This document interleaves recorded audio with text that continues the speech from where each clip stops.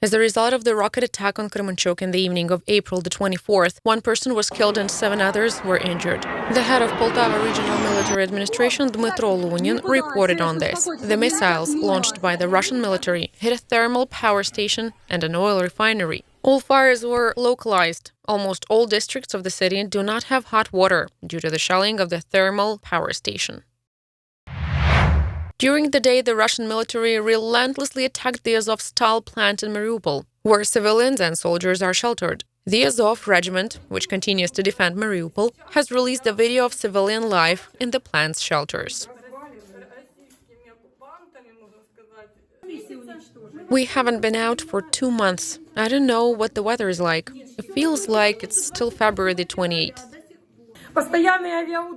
People in the shelters say they have almost no medicine, food, or water left, and the conditions for staying there are simply unbearable.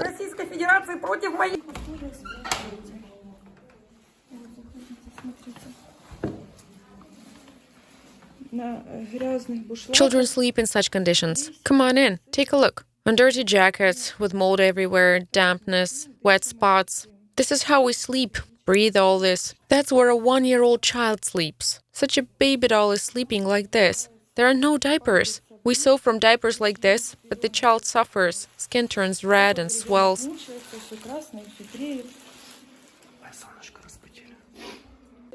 Ukrainian defenders share their food supplies with children and adults and once again call on the world to help these people move to safety.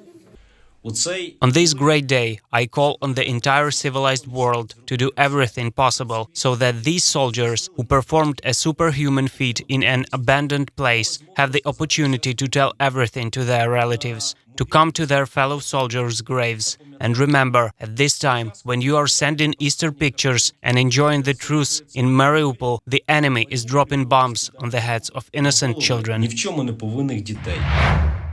The head of Luhansk Regional Military Administration, Serhiy Haidai, reported on his Telegram that during the day, on April the 24th, the Russian army continued to storm Luhansk region. In particular, residential buildings in Popasna came under enemy fire. Fighting and heavy shelling continue in the town. But the Ukrainian military are retaliating.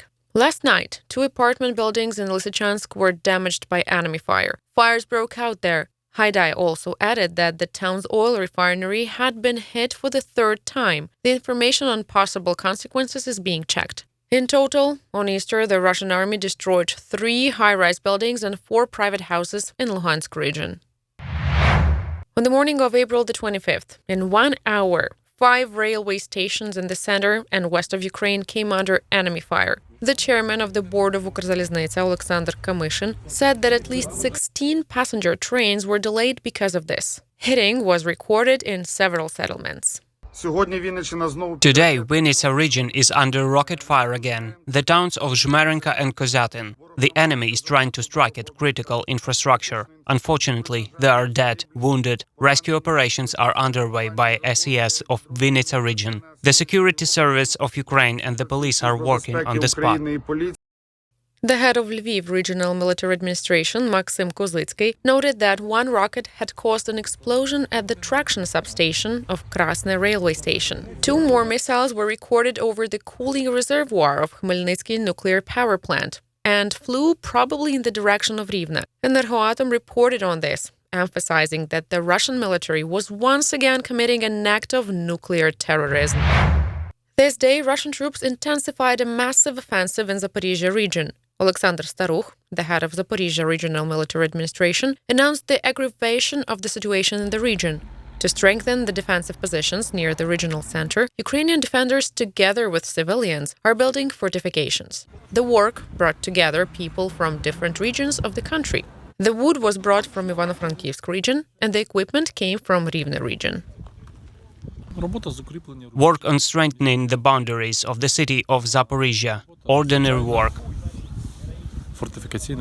Fortifications that will save the lives of our soldiers and allow them to effectively implement measures to defend our city. Alexander Starukh also said that help was expected from other regions that would help defend Ukraine on the outskirts of Zaporizhia. в єдності Святого Духа, і нині, і повсякчас, і на віки віків. Ukrainian defenders, Amen. despite the tense situation at the front, were able to celebrate Easter. Priests and military chaplains held Easter services, consecrated Easter breads, and blessed our soldiers. The celebration was also reported by the National Guard of Ukraine.